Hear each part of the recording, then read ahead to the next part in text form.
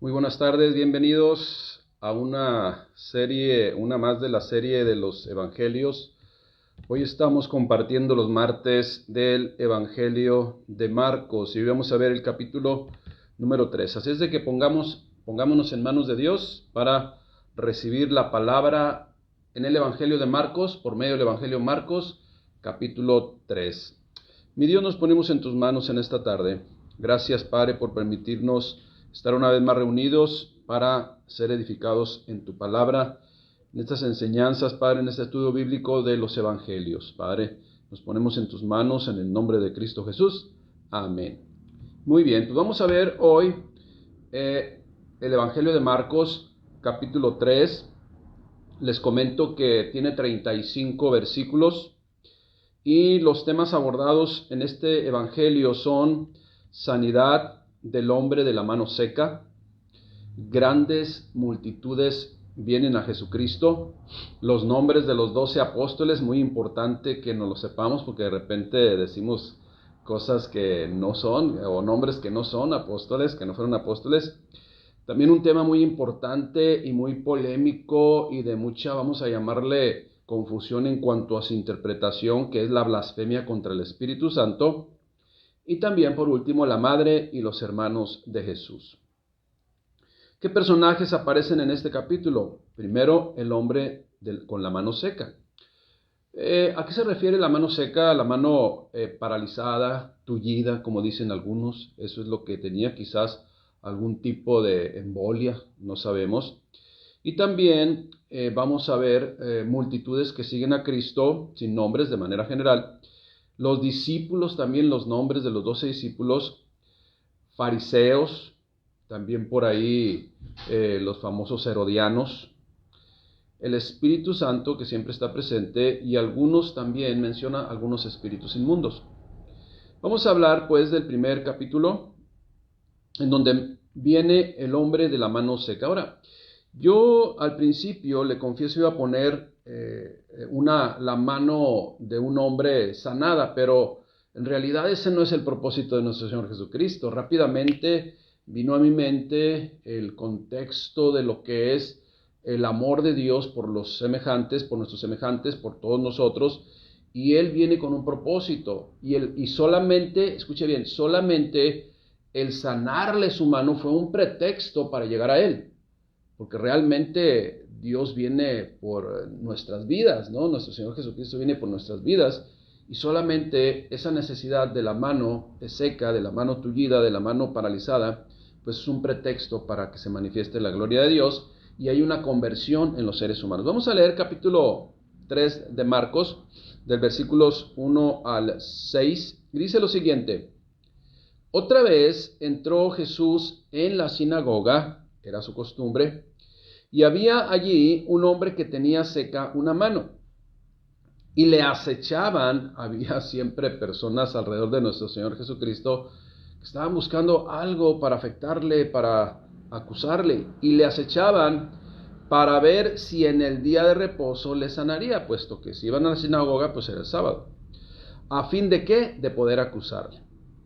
Entonces, el Señor Jesucristo, sabiendo esto, y para precisamente todo lo que hizo él dar una enseñanza y darnos una enseñanza, entonces, ese momento en la sinagoga, en el día sábado, perdón, dijo al hombre que tenía la mano seca: levántate y ponte en medio. Y les dijo, preguntó a la audiencia: ¿es lícito en los días de reposo hacer el bien o hacer mal, salvar la vida o quitarla? Pero ellos, mire, se quedaron calladitos, pero ellos callaban. Entonces, mirándolos alrededor con enojo por la dureza de su corazón realmente, porque obviamente la respuesta era pues lógica, ¿no? Pues claro que debemos hacer el bien cualquier día. Sin embargo, se quedaron callados porque no les convenía, y es algo que siempre ha estorbado, ¿no? En todas las áreas. El saber la verdad y no llevarla a cabo, el ser confrontados muchas veces con los principios, con los valores bíblicos, y no llevarlos a cabo muchas veces es porque no nos conviene. Esa es la realidad. Entonces aquí estos personajes no les convino contestar, porque si contestaban, pues iban a aceptar precisamente muchas de las cosas que no habían aceptado hasta ese momento. Levántate, ponte en medio, y les dijo: ¿es lícito en los días de reposo hacer el bien o hacer el mal, salvar la vida o quitarla? Pero ellos callaban. Entonces, mirándolos alrededor con enojo, con molestia, entristecido también por la dureza de sus corazones, dijo al hombre: extiende tu mano. Y él la extendió, y la mano le fue restaurada, sana. Y salidos los fariseos, tomaron consejo con los herodianos contra él para destruirle. Miren nada más qué acciones tan llenas de amor los herodianos y los fariseos, que supuestamente conocían la ley. Bien. Le comento que todo lo que el Señor Jesucristo realizó, todo lo que Él realizó, tuvo siempre un propósito, en todos los sentidos, tanto prácticos, sí, tanto prácticos como espirituales, obviamente. La enseñanza correcta, Él dio la enseñanza correcta en el momento correcto, el orientar a la gente siempre fue su intención. Pero, como usted y yo vemos, y que también en nuestra actualidad hay, siempre las resistencias estaban y estarán a la orden del día. En este caso, los llamados fariseos y herodianos, ahí estaban poniéndose de acuerdo para, dice, destruirle. Cabe mencionar que estos grupos de los herodianos y los fariseos no se podían ver entre sí. Es algo muy característico. Mire, pero qué circunstancia tan especial que para atacar al Señor, para destruirle, sí se pusieron de acuerdo. Hicieron un frente común. Algunos, pues, los une lo malo, a otros lo bueno, lo correcto. Y esto se puede ver claramente en todos los sentidos o en todos los entornos. En este caso, en la lectura, pues los herodianos y los fariseos se pusieron de acuerdo para la maldad. Mire, una vez más, el Señor Jesucristo, ¿qué es lo que vemos en este pasaje bíblico? Una vez más, el Señor Jesucristo, pues hizo público un milagro de sanidad más. Sus propósitos, pues, ¿cuáles eran? Presentarse al mundo, darse a conocer al mundo, venir a este mundo para salvar lo que se había perdido, pero también corregir la doctrina en la cual había caído, pues, prácticamente los grupos religiosos, los fariseos, los saduceos, los herodianos y la misma religión tradicional del judaísmo. Porque usted y yo sabemos, no lo podemos esconder ni nadie lo puede negar, que fueron los quienes crucificaron al Señor Jesucristo. O sea que se pusieron de acuerdo también con los herodianos y los fariseos, los mismos religiosos de aquel tiempo, líderes religiosos del judaísmo. Sin embargo, la prioridad de nuestro Señor Jesucristo era rescatar a todos ellos. A lo suyo vino, pero los suyos no lo recibieron. Vino a traer, pues, nuestro Señor Jesucristo la buena voluntad del Padre para con los hombres. Eso es lo que vino a dar a conocer. Y en este hecho de sanar y restaurar la vida de un ser humano, el Señor, con este hecho, el Señor confrontó la mala observancia que se había establecido precisamente el sábado, echando cargas, como lo dice la misma Escritura en otro lugar, en otra cita, echando cargas que ni ellos mismos querían mover con un dedo o movían con un dedo. Herodianos, fariseos y hasta los mismos sacerdotes judíos, como le digo. Mire, ahora, lo interesante de esto y que debemos siempre meditar es que estos hombres guardaban el día de reposo religiosamente y no se contaminaban, pero se pusieron de acuerdo y prácticamente se unieron, hicieron confabulación, hicieron un complot, pues, ¿para qué? Para asesinar a Jesucristo. Y ahí no tenían ni tuvieron ningún problema para asesinar. Como podemos observar, pues, la maldad de su corazón solamente, pues manifestó que solamente su apariencia de piedad era solamente una careta. Fíjense bien lo que hicieron. Guardaban el sábado, criticaron a Jesucristo porque hacía el bien por amor a la iglesia, en este caso en la sinagoga, a los creyentes, a su pueblo. Aún en sábado, ellos en su apariencia de piedad querían hacer, entre comillas, pues por sus hermanos. Sin embargo, y guardaban el sábado, sin embargo, se pusieron de acuerdo para matar a Jesús. Pero que no fuera el sábado, para no contaminarlo ni contaminarse ellos. ¿Usted cree? Esa es la realidad del ser humano que vive apartado de la voluntad de Dios, pero con una religión, con una tradicional religión, que muchas veces ni sabe qué es lo que está viviendo en cuanto a la fe se refiere. Estas son las contradicciones, pues, del religioso, situación que Jesucristo y todo aquel que es temeroso de Dios comprende, y obviamente nos apartamos de ello, porque eso no es de Dios, porque eso no es agradar a Dios. Aunque se tenga la religión y aunque se ore 24 horas y aunque se lea la palabra 24 horas, si tenemos estas acciones que tuvieron los herodianos, los fariseos y los mismos religiosos de la religión oficial de Dios, que era el judaísmo, pero que no le aceptaron y por el contrario lo asesinaron, pues ahora sí, como dice la misma escritura, vana es la fe, porque esa no es la fe de Dios. Hoy en día, pues, ¿qué es lo que vemos? Porque lo podemos comparar, hipocresía, de eso la gente está cansada, o cansado y cansada.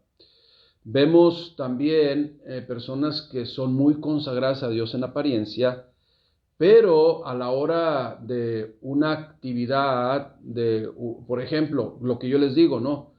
De repente la gente son creyentes, son cristianos mientras no tengan otra ocupación que hacer, o no haya una fiesta, ¿verdad? Entonces, ahí hasta el mariachi, el alcohol, juegos en donde involucran doble sentido y hasta misticismo.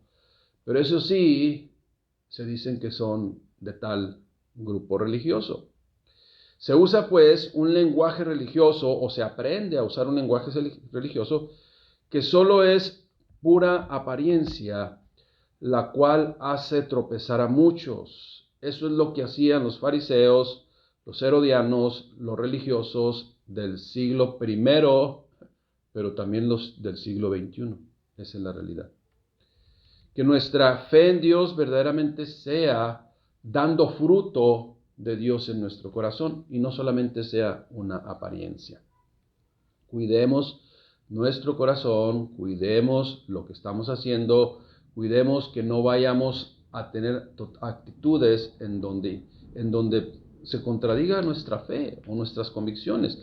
Ahora, alguien podrá decir, ¿y qué tiene que ver que vaya un mariachi o qué tiene que ver que escuche mariachi? Bueno, el detalle es el contexto, ¿no? Que viene el mariachi, no solamente le va a cantar las mañanitas, sino también se va a aventar otras en donde la letra hablan de adulterio, de fornicación, de amantes, de qué sé yo, de temas de ese tipo, y el creyente, el cristiano ahí enrolado y jajaja y wi, y no escucho, pero se oye bonito y me alegra el corazón el mariachi. ¿Qué acaso no le alegra el corazón a Jesucristo?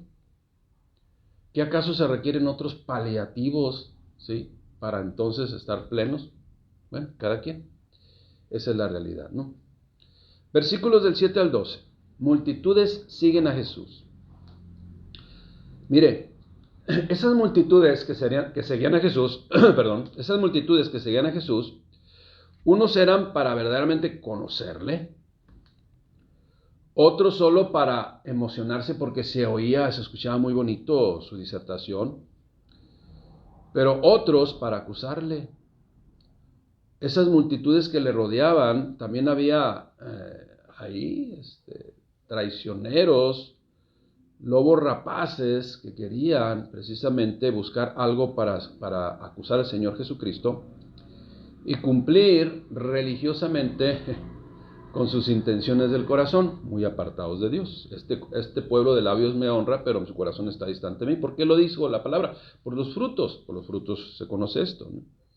Ahora, pero pocos de esa multitud que estaban alrededor, para conocerle y para dejarse guiar por él y recibir todas sus enseñanzas. Ahora, aquí la pregunta del millón de cuáles somos nosotros. ¿Cuál es nuestra intención de acercarnos a Cristo? Esa es la realidad. En Marcos 3:7, vamos a leer del 7 al 12, las multitudes que rodeaban a Jesús. Escuche bien. Mas Jesús se retiró al mar con sus discípulos y le siguió gran multitud de Galilea y de Judea, de Jerusalén, de Idumea. Ahora, Idumea era una población, lo que es ahora allá en el Medio Oriente.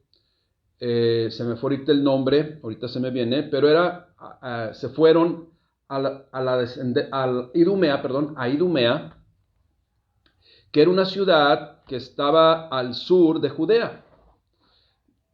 Estos eran descendientes de Edom, los cuales se establecieron ahí. Ahí se caracterizaba por tierras rojizas, no tierras rojizas al sur de Judea.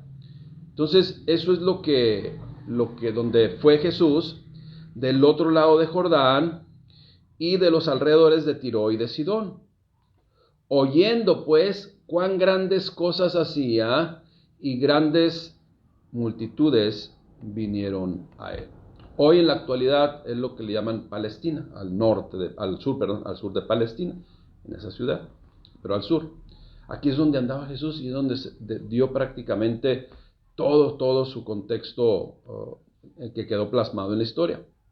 Llegando ahí, pues, y dijo a sus discípulos, versículo 9, que estuviesen siempre lista una barca, a causa del gentío que le rodeaba. ¿Para qué? Para que no le oprimiesen.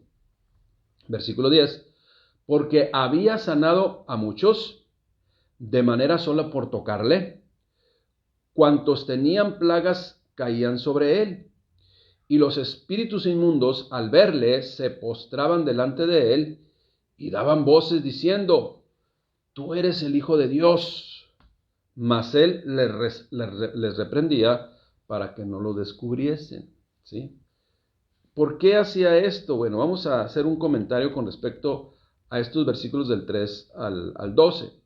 Viene la multitud, muchos eran sanados. Acuérdense, todas estas manifestaciones del Señor Jesucristo era para darse a conocer, para dar a conocer quién era Él, su poder que descendía de lo alto. Y entonces Él lo único que hacía, escuche bien, daba gracias y gloria a Dios. Siempre, toda la gloria se le llevaba a Dios, porque Él vino a traer precisamente por medio de sus manifestaciones al Padre Celestial, para que le conocieran y vivieran verdaderamente una fe establecida por Dios y no por los líderes religiosos. Mire, aunque Jesús era y seguirá siendo rechazado principalmente por los líderes religiosos que han adecuado su propia perspectiva a Dios, seguía y seguirá, ¿sí?, acercando a Él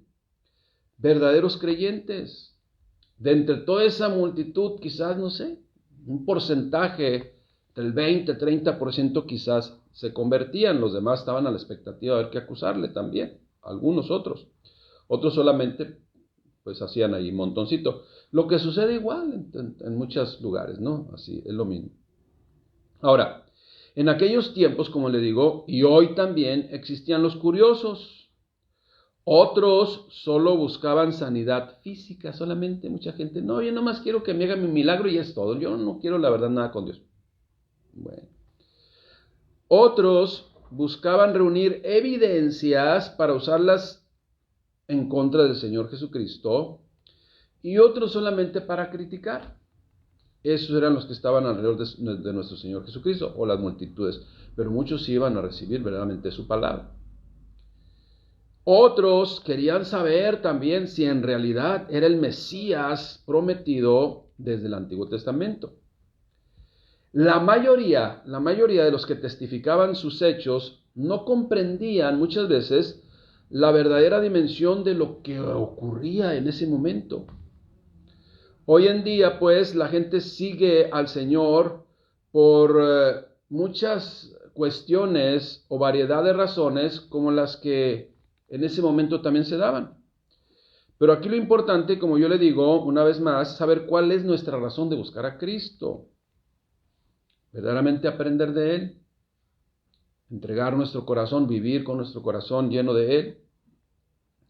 Y es muy importante esto, le explico, es muy importante, mire, porque lo toma, este punto lo toma al final. Los demonios, los espíritus inmundos, sabían que Jesús era el Hijo de Dios, ellos lo sabían. Pero como su naturaleza de esos demonios que se mencionan aquí, es y siempre será totalmente contraria a la voluntad de Dios, lo único que querían hacer precisamente pues era lograr manifestaciones totalmente para confundir a la gente y para asustar a la gente, y eso también sucede en muchos lugares, ¿no?, donde se le da rienda suelta a las emociones. Esto es, mire, la gente, porque el Señor Jesucristo le dijo, le reprendía mucho para que no le descubriesen. ¿Por qué? Mire, porque ellos iban a tergiversar todo, iban a traer temor y pues le iban a dar la gloria a otro. Esa es la realidad, ¿no? Ahora bien, déjeme le digo lo siguiente. Saber de Jesús o incluso creer en Él, como lo hacían estos demonios, no garantiza salvación. No garantiza que sean salvos, porque estos personajes llamados demonios, pues obviamente no eran salvos. Así lo dijo también la Escritura. También los demonios creen y tiemblan. Y conocen quién es Jesús, pero no le obedecen, sino al contrario, es un reino totalmente ajeno o contrario a la voluntad del Padre Celestial.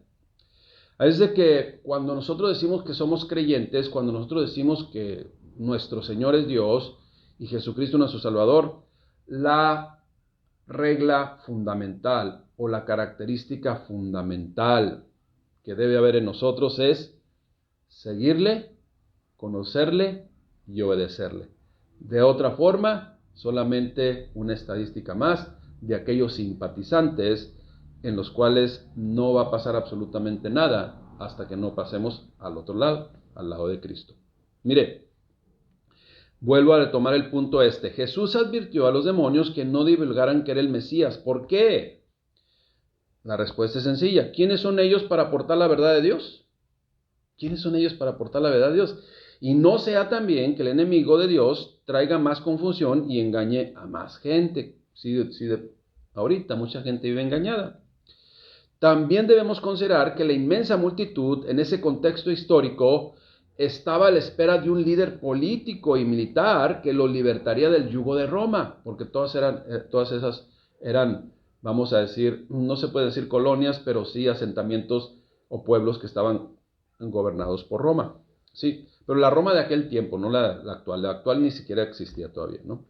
La enseñanza, pues, recibida decía que el Mesías, y usted y yo sabemos, cuando leemos el Antiguo Testamento, que el Mesías iba a venir, estaba profetizado desde el Antiguo Testamento, y que iba a cumplir los propósitos de Dios. Jesús, pues, quería enseñarles al pueblo la clase de Mesías que era, tan distinto a las expectativas de quienes estaban esperando. Mire, acuérdese, el reinado del Señor Jesucristo es espiritual, y comenzaría no con el derrocamiento de los gobernantes en sentido político, no, sino con el derrocamiento del pecado en los corazones de la gente. Esa era la realidad. Pero pues las costumbres y también ambiciosos de poder querían que viniera un Mesías, querían que viniera alguien poderoso que descendiera del cielo y les ayudara con sus propósitos carnales. Y eso jamás va a acontecer. Los propósitos de Dios son espirituales y venía a derrocar no un gobierno político, no un gobierno humano, sino venía a derrocar el pecado en los corazones de la gente. Y ese es el propósito del Señor. Bien. Versículos del 13 al 19. Los 12 que después se conocen como apóstoles. ¿Sabe usted los nombres de los apóstoles? Y cuando preguntamos esto, mucha gente comienza, Mateo, Marcos, Lucas, Juan. No, ni Marcos ni Lucas fueron apóstoles. Pongamos atención. Marcos 3:13. Después, Jesús invitó a algunos de sus seguidores para que subieran con él a un cerro. Y cuando ya todos estaban juntos, eligió a 12 de ellos para que lo acompañaran siempre y para enviarlos a anunciar las buenas noticias. Dios habla hoy. A estos 12 los llamó apóstoles, después, ¿verdad? Después se llamaron apóstoles. Y les dio poder para expulsar de la gente a los demonios. Estos son los 12 que eligió. Obviamente discípulos hay millones, sabemos millones de discípulos de Cristo. Discípulos quiere decir un aprendiz de Cristo, un estudiante, ¿sí?, de las enseñanzas de Cristo. Pero apóstoles, pues solamente los que se mencionan como quienes se denominan apóstoles. Eso hay en otra materia de estudio bíblico, usted lo puede ver ahí, en teología. En teología usted lo puede ver. Entonces, ¿quiénes son esos 12 que eligió? Tome nota, por favor, para que no se vaya a confundir.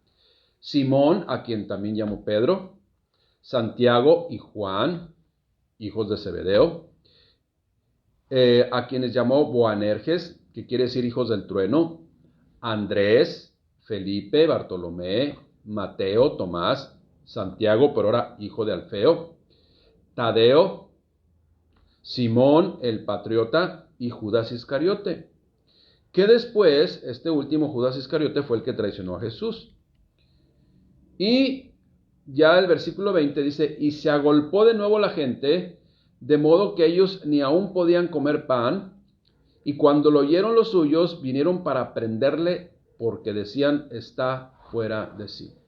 Esta frase en otra versión dice, y vinieron los de su familia, sus hermanos, para pues llevárselo, porque dicen, otra versión dice pues, que estaba loco por lo que estaba haciendo. Bueno, estas son las situaciones que de repente viene la incongruencia, ¿no? Mire, si usted quiere obedecer a Dios y se aparta de todo lo que sabe que le va a afectar su vida, la gente en este mundo dice, oye, ¿qué te pasa?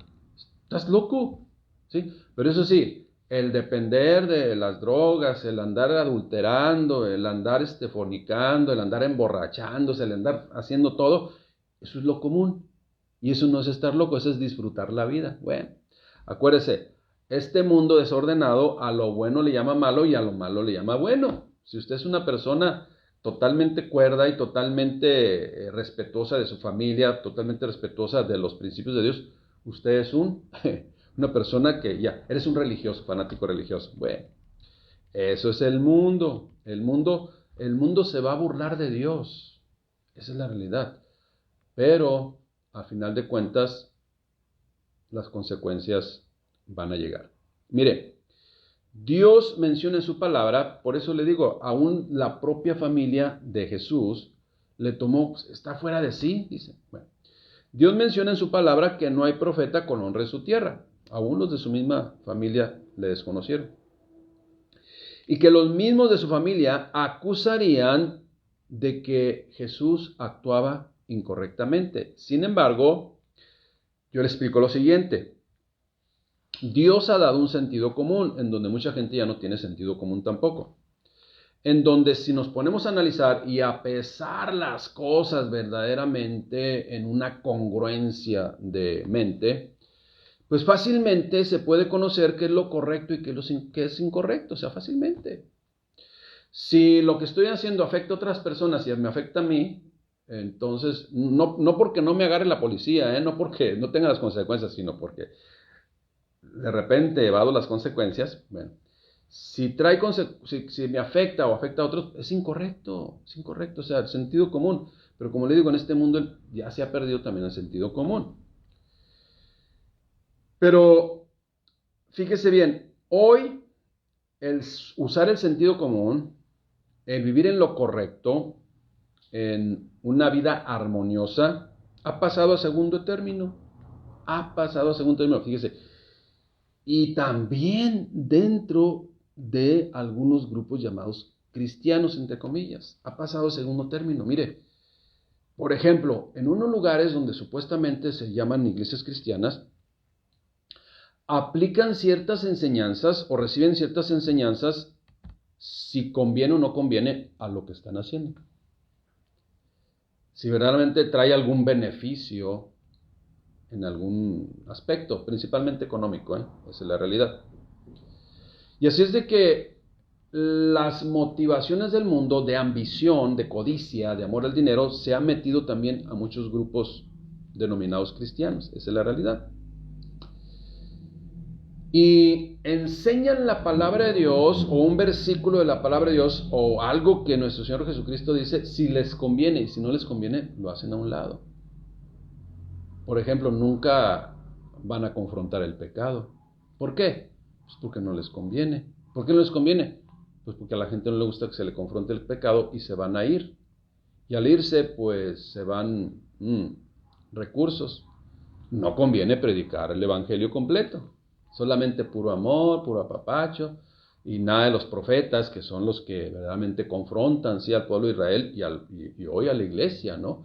Léase los libros de los profetas, ¿sí? De Isaías, Jeremías y los profetas mayores y los profetas menores, por la cantidad de capítulos que tienen los libros.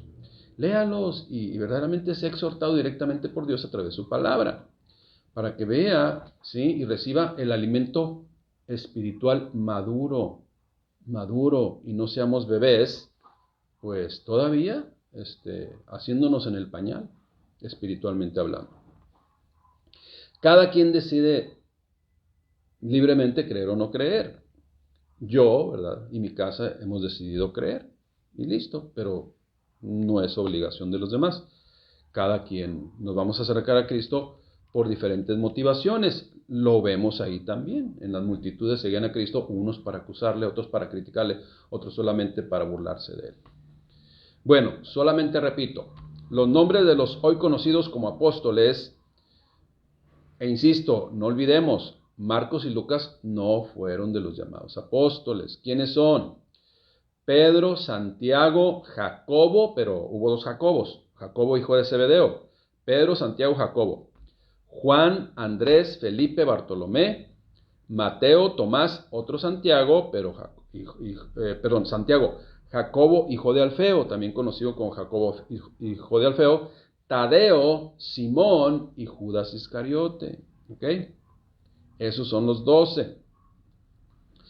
Vamos a leer ahora algo muy importante, muy polémico y que la verdad yo durante mucho tiempo he investigado y en internet y aquí y allá comentarios y nadie es muy claro al respecto.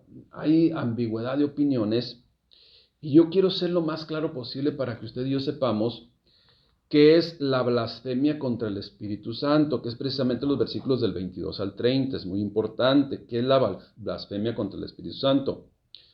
Como le menciono, esta es una frase que muchos no pueden explicar correctamente o no pueden comprender correctamente. Y toda explicación que se dé con respecto a la blasfemia del Espíritu Santo siempre causará polémica. A continuación, lo que vamos a hacer, usted y yo, hermanos, vamos a leer detenidamente y si usted gusta subrayar las palabras claves en este pasaje bíblico, para entonces, a la luz de la Escritura, que una regla de la hermenéutica es la Escritura asimismo se interpreta, podamos deducir, usted y yo, y que el Espíritu Santo nos ministre, ¿qué es la blasfemia precisamente contra el Espíritu Santo? Pongamos atención, abramos nuestros oídos. Marcos 3:22. Pero los escribas que habían venido de Jerusalén decían que tenía a Belcebú, o sea, estaban hablando de Jesucristo. Pero los escribas, ¿quién eran los escribas? Conocedores de la ley, bien conocedores de la ley. Pero los escribas que habían venido de Jerusalén decían que tenía a Belcebú y que por príncipe de los demonios echaba fuera a los demonios. Habiéndolos llamado, el Señor Jesucristo les decía en parábolas, ¿sí? Y entonces les dijo esto, el Señor Jesucristo. O sea, ¿cómo puede Satanás echar fuera a Satanás? Se lo voy a parafrasear para que... ¿Cómo puede un equipo de fútbol meterse gol a sí mismo? Bueno, eso es lo que significa. Si un reino está dividido contra sí mismo, tal reino no puede permanecer. Pierde, por goleada. Y si una casa está dividida contra sí misma, pues tal casa no puede permanecer. Y si Satanás se levanta contra sí mismo y se divide, pues no puede permanecer, sino que ha llegado a su fin. Y luego habla de procedimientos, ¿no? De pasos. Ninguno puede entrar en la casa de un hombre fuerte y saquear sus bienes si antes no le ata, y entonces podrá sacar su casa. O sea, hay que cumplir paso 1, paso 2 para lograr el propósito. ¿Por qué les dice esto? Pues ponga atención. De cierto os digo que todos los pecados serán perdonados a los hijos de los hombres, o sea, todo ser humano. Y las blasfemias también serán perdonadas cualquiera que sean. Pero cualquiera que blasfeme contra el Espíritu Santo no tiene jamás perdón, sino que es reo de juicio eterno. ¿Sí? Ahora, ¿por qué dijo esto el Señor Jesucristo? Porque ellos habían dicho que Jesucristo tenía demonio o tenía un espíritu inmundo. Y por Belcebú echaba fuera a los demonios. ¿Quién es Belcebú? Pues Satanás, pues. Ahora, explico. Primero que nada, debemos saber cuál es el significado exacto de blasfemar. ¿Qué es blasfemar? Bueno, blasfemar, del griego blasfeme, eso está claro, quiere decir injuriar. Ahora, a Jesucristo, antes de crucificarlo, lo injuriaron. Levantar falsos. A Jesucristo, antes de crucificarlo, le levantaron falsos, lo acusaron falsamente. Blasfemar quiere decir acusar, calumniar, difamar, y todo esto lo recibió el Señor Jesucristo. Y esto, escuche bien, posiblemente el 100% de la humanidad adulta lo ha hecho contra otra persona y contra el mismo Dios y contra el mismo Señor Jesucristo. ¿Sí? Esa es la realidad. Bueno, a lo mejor con menor cantidad, pero han injuriado, han calumniado, han acusado, han difamado. No, es que ya Cristo ya es del siglo pasado. Ay, qué ignorante eres. O sea, es lo que le está diciendo el Señor Jesucristo. Eso es blasfemar. Todos sabemos, ahora entra el proceso, ¿no? Todos sabemos que fue un proceso que vivió nuestro Señor Jesucristo antes de ir a la cruz. Sin embargo, Cristo mismo mencionó antes de morir a todos aquellos que habían blasfemado contra Él. ¿Qué dijo? Padre, perdónales porque no saben lo que hacen. ¿Ok? Pero algunos de ellos, incluyendo estos que se refiere aquí, los fariseos, ¿sí? Lo que está mencionando aquí, los escribas, perdón, y también los fariseos, y también los saduceos, y también los religiosos de aquella época, los líderes religiosos, que fueron quienes le acusaron, ¿sí? Por eso, precisamente, lo llevaron a la cruz, porque pues no les convenía que se levantara el reino de Dios y les tumbara su reino, porque tenían su reino bien acaparado. Los religiosos, sí, estoy hablando de los religiosos, que fueron los que crucificaron al Señor Jesucristo. Sin embargo, el Señor Jesucristo dijo, Padre, perdónales porque no saben lo que hacen. Pero algunos, con toda conciencia, sí sabían lo que estaban haciendo. Y sí sabían lo que hicieron. Y quisieron atarle y después de robarle y destruirle todo lo que tenía. ¿Sí? Es el proceso que hicieron con él. ¿Por qué? Porque el enemigo sí quería destruir al Señor Jesucristo. Esa es la realidad. Y pensó que lo había destruido. Pero, plan de Dios perfecto. Dios aprovechó la maldad del ser humano para cumplir su plan. Escuche bien lo que le voy a decir. La blasfemia contra el Espíritu Santo exactamente fue lo que aconteció y que usted y yo vemos en este pasaje bíblico que leímos. La frase clave es Marcos 3:30, porque ellos se habían dicho, tiene espíritu inmundo. ¿Sí? Marcos 3:22, pero los escribas que habían venido de Jerusalén decían que tenía a Belcebú y que por príncipe de los demonios echaba fuera los demonios. Escuche bien, porque esto ya le va a aclarar todo. Los escribas, los fariseos, los líderes religiosos de esa época, usted y yo los podemos identificar. ¿Quiénes eran? Y estos personajes sabían perfectamente todo lo que estaba aconteciendo.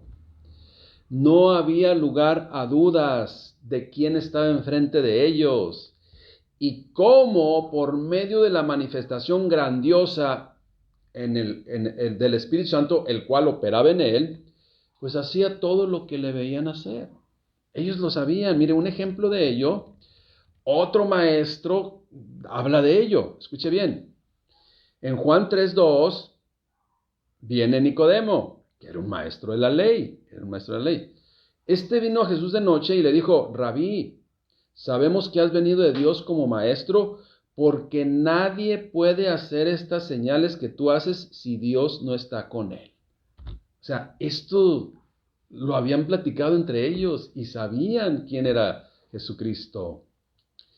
Y muchos, escuche bien, muchos de los que veían las manifestaciones sobrenaturales, y me refiero a escribas, fariseos y religiosos, con toda maldad en su corazón y con un pleno conocimiento, se atrevieron a acusarle, a injuriar, a levantar falsos, a calumniar y difamar la obra de Dios por medio de su Espíritu Santo, porque quien obraba en Jesús era el Espíritu Santo. ¿Cuál Espíritu Santo? El que había descendido cuando bajó a las aguas, ¿se acuerda? Y fue ahí donde el Espíritu Santo moró en él. Y en otros que Dios escogió también, ¿verdad? Otros que Dios escogió. Pero en ese momento todavía no era el derramamiento de Pentecostés y solamente el Espíritu Santo se manifestaba a algunos y obviamente en el Señor Jesucristo, porque todos vieron que descendió sobre él. Pero aún así, que ya sabían que tiene el Espíritu Santo y que escucharon la voz que dijo, este es mi Hijo amado en quien tengo complacencia, muchos se siguieron oponiendo a la obra de Dios por medio de Jesucristo hecha en el Espíritu Santo o por el Espíritu Santo. Ahora, ¿por qué lo acusaron ante la gente de que echaba demonios por Belcebú?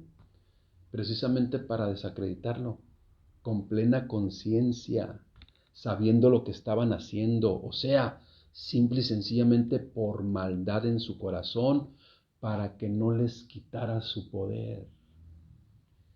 O sea, lo que hicieron fue mentir en contra del Espíritu Santo, que sabía quién estaba obrando y con todos esos milagros y que fueron testigos, pero no les convenía.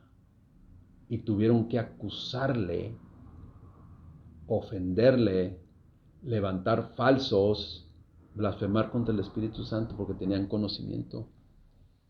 Escuche bien, para que quede más claro esto. La blasfemia contra el Espíritu Santo es conocer la verdad de Dios siendo revelada por Dios mismo a través de su Espíritu con manifestaciones claras y aún así por intereses personales de poder, financieros, no solo negar la obra correcta de Dios, sino acusarle que es falso. Y esto hace tropezar a muchos, confundiéndoles. Lo cual, fíjese, si lo comprendemos, es algo muy grave. Anteponer cualquier interés sobre la misma obra de Dios a través de su Espíritu Santo, con todo pleno conocimiento para proteger mis intereses, entonces es blasfemia del Espíritu Santo. Es blasfemia del Espíritu Santo, porque con toda maldad en el corazón, yo sé que es de parte de Dios, pero no me conviene que suceda porque se me va a acabar mi negocito, pues. se les va a acabar el poder, se les iba a acabar el poder. Acuérdense que Herodes mandó matar a miles de niños porque no quería que se le acabara el poder. Y él sabía que iba a venir un Mesías, que iba a venir un Salvador del mundo.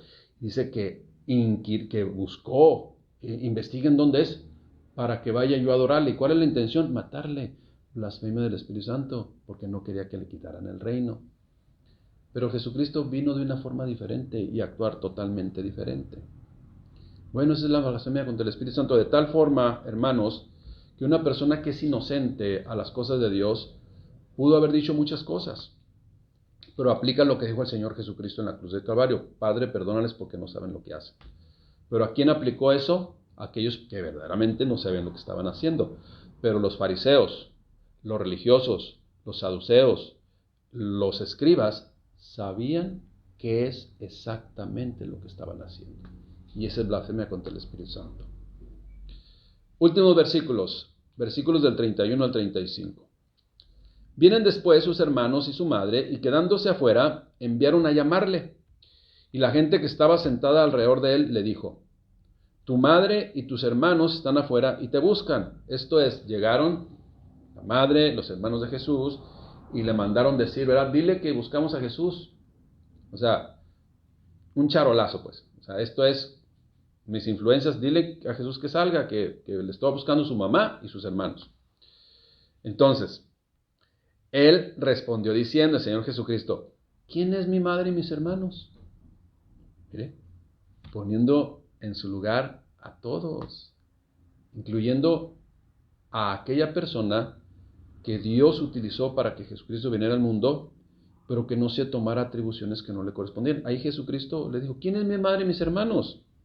Bueno, y mirando alrededor, a los que estaban sentados alrededor de él, dijo: he aquí mi madre y mis hermanos. Porque todo aquel que hace la voluntad de Dios, ese es mi hermano, esa es mi hermana y esa es mi madre. Y también los que están allá afuera, también.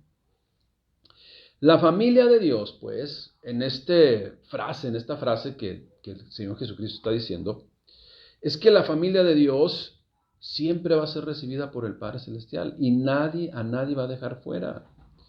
Dios está con los brazos abiertos. El mismo Señor Jesús, para recibir a todos, el mismo Señor Jesucristo dijo: al que a mí viene, yo no le echo fuera. Y no excluye absolutamente a nadie, como algunos también quieren excluir. Mire, aunque Jesús amaba a su madre y amaba a sus hermanos, también amaba a todos los que le amaban de igual forma. Jesús no hacía acepción de personas, sino que concedía a todos el privilegio de conocer a Dios para que le obedecieran y fueran parte del reino de su Padre. Con la frase, pues, ¿quién es mi madre y mis hermanos? Jesús no desconoce a su familia, de ninguna manera, pero sí pone todo en su lugar.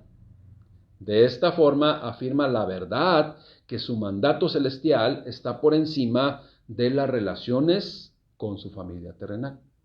Tenía prioridades que cumplir. Terminamos con esto, iglesia. Terminamos con esto.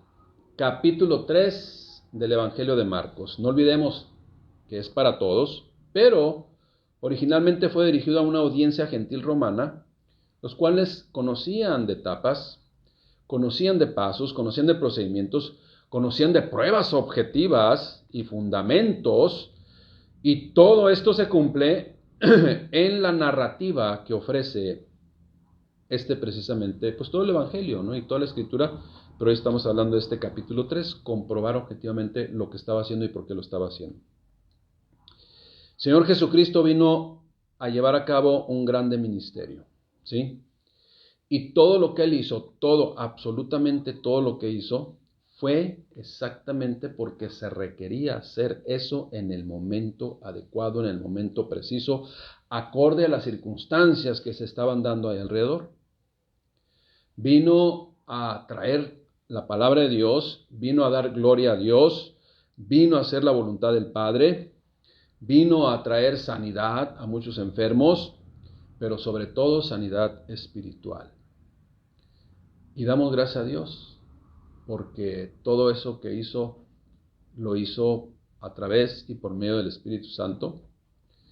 Y también a través del Espíritu Santo confrontó a aquellos que se empecinarían una y otra vez en estorbar y querer destruir todo lo que es de Dios. Y aparentemente lo lograron, pero, como le digo, plan perfecto de Dios. Terminamos pues con el capítulo 3. Que Dios les bendiga, esperando que haya sido de gran edificación para su vida.